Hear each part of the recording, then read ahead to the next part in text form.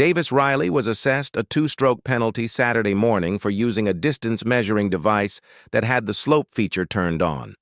There was no real knowledge to be gained, given how flat things are at TPC Craig Ranch. But rules are rules. Despite how new said set of rules are, with Riley's brain in a blender, he said he leaned on his caddy to steer him around his second nine and to just 11 feet on the par 5 ninth, his closing hole of the day, and poured in the eagle putt to see him make the cut at the CJ CUP Byron Nelson on the number. When something like that happens, you just have to own it up, and that's just part of the game, Riley said. The integrity of the game.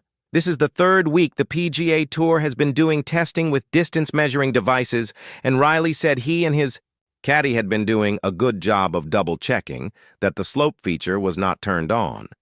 Having that on gives golfers a displayed distance, which accounts for changes in elevation, and essentially gives golfers a better and more accurate understanding of how a shot will play.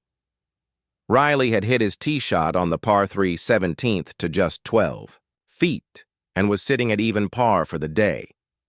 Riley admitted it was a bit of a fluke situation where the rangefinder was in its case and then pulled out to measure, and in that transition, a button must have accidentally been pushed. He ended up shooting 1/36 for his first 9 holes. It was just kind of one of those moments where your heart sinks a little bit, like you're just throwing away 2 shots, Riley said. It is what it is. That's the rules of golf. And we certainly have a trial period here with this, and I know the USGA is trying to do something about the rangefinder and the pace of play. I don't know if there's a way around it and a different angle to look at it, but yeah, it was just a bad break. I'm just happy the way I rallied. Riley bounced back with a birdie on the par 5 18th after the penalty, and made bogeys on Nosmer 3 and 6 before coming to the 9th hole, telling himself he needed an eagle to find the weekend. Riley said he hit a good drive, which barely found the rough, then hit a perfectly judged 5-iron. His putt was about 3 inches outside left, and he hit it center cut. I was real excited about that, Riley said.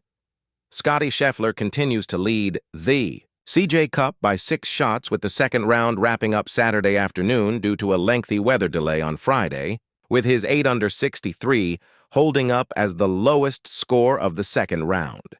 This is not, however, the first time that Riley has called a penalty on himself in a tournament that involves Scheffler.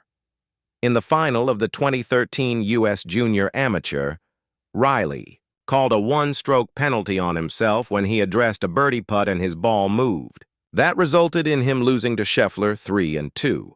The times have changed, but Riley's integrity has not.